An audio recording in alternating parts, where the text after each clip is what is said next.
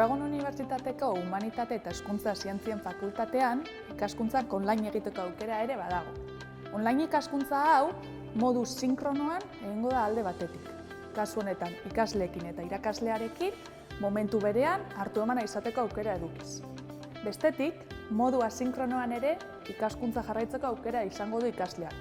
Kasu honetan modu autonomoan ikaskuntza bere beharretara egokituz eta bere burua autorregulatuz.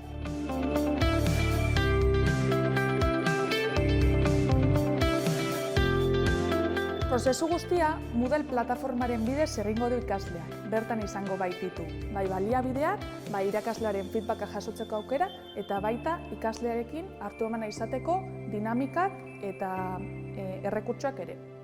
Prozesuan zehar, alde batetik talde lanak egingo ditu ikasleak, beste kide batzuekin eta bestetik lan autonomoa ere egin beharko du. Bidean zehar ikaslea ez da bakarrik egongo. Irakaslea prest izango baitu une oro bai feedbacka emateko eta baita edozein zalantza argitzeko ere.